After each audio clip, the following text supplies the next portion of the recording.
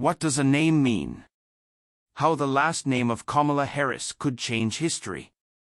Vice President Kamala Harris will be the first president to take on a different last name than her spouse, if she is elected to the highest office in the land, and observers believe this is a sign of the times. Harvard University economics professor Claudia Goldin told Newsweek, "When you make a name for yourself using your family of origin name, you usually keep that because it's your name, your calling card." Let's be honest, she was Attorney General when she got married in 2014. Her career has reached its zenith. It is a long-standing custom for women to adopt their spouse's last name. Traditionally, last names were used to categorize people in society into patriarchal groupings, in which women were viewed as inferior to men in the family. Common English law developed during the period when married women were subject to their husband's protection and power, a practice known as coverture.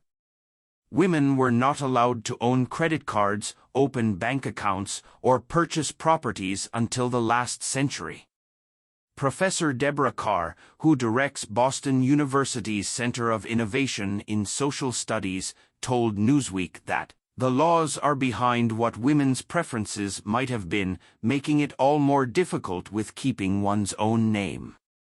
In the last several decades, far more gender change has occurred in the U.S. labor market or the economy because of the incentives for women to change. Dr. Jill Yavorsky, an associate professor at the University of North Carolina, Charlotte's Sociology Department, told Newsweek, "The majority of women who maintain their surnames are those who hold higher degrees. Higher-educated women also typically hold more idealistic views on feminism, according to Yavorsky. It's also not surprising that individuals with higher education are more likely to keep their own surname in part, because that might align better with how they think about themselves as very independent and autonomous."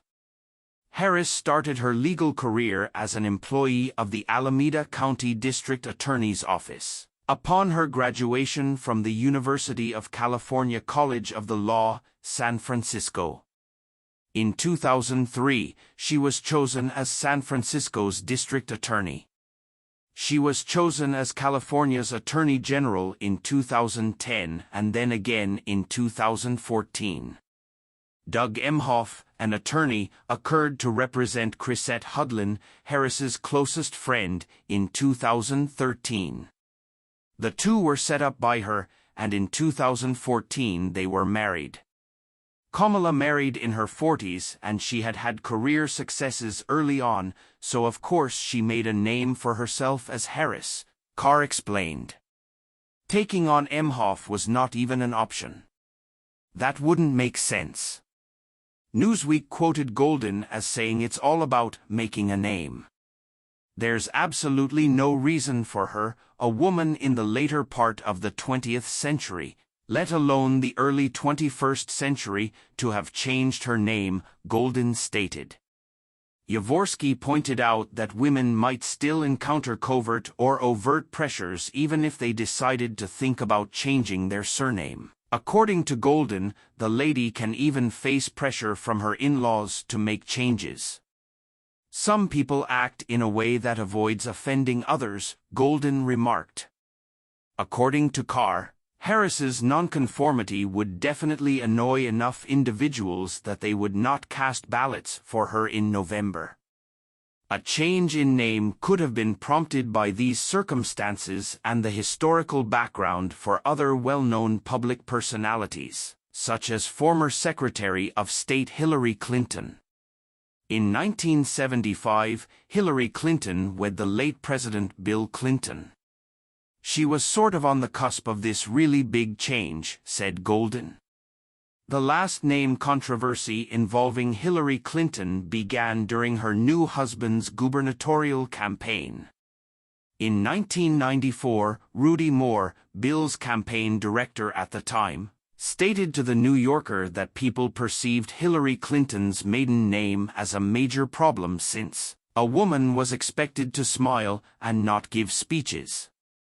Georgetown University linguist Deborah Tannen told Newsweek, "There was some talk that his wife's aggressive behavior was a contributing factor in his loss. If a woman acts in a way that a man would act in that role, she's aggressive, and if she isn't, she's too weak." Rodham was, according to Hillary Clinton, her professional name. But it remained a problem even after Bill Clinton was elected governor.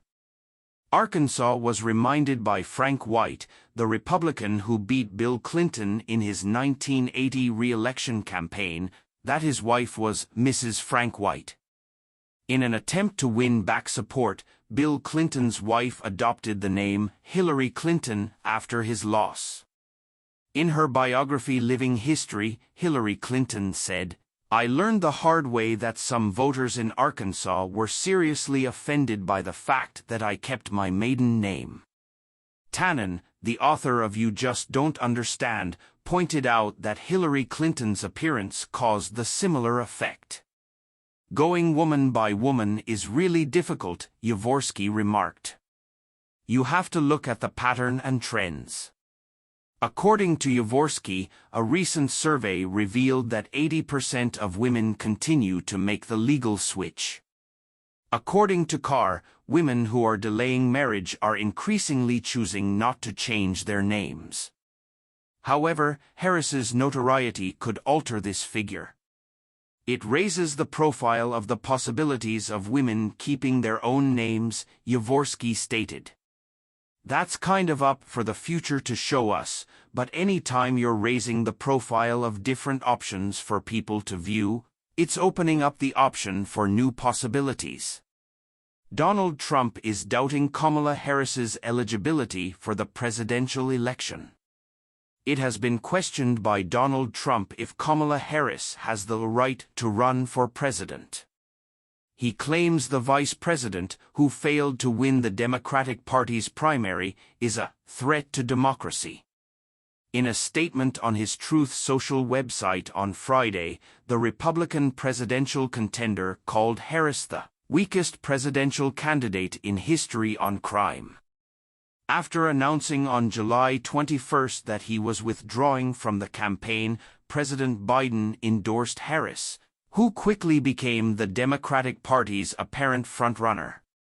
Despite clearly winning the Democratic primary, Joe Biden withdrew due to strong pressure from his own party and growing concerns about his advanced age and mental capacity. Biden is 81 years old. Trump stated on Truth Social that Kamala Harris is the least criminally progressive presidential candidate in history. Millions of individuals, including many from prisons, mental hospitals, and even terrorists, have been able to enter our borders thanks to her, reaching previously unheard-of numbers. In December 2019, just before the Iowa caucus in early February 2020, Harris withdrew her candidacy from the 2020 Democratic presidential primary contest against Biden, citing financial concerns. In August 2020, Biden chose her to be his running mate for vice president. Speaking earlier this week at a press conference near the border between the United States and Mexico, Trump called Harris's replacement of Biden as the front-runner for the Democratic presidential nomination a coup.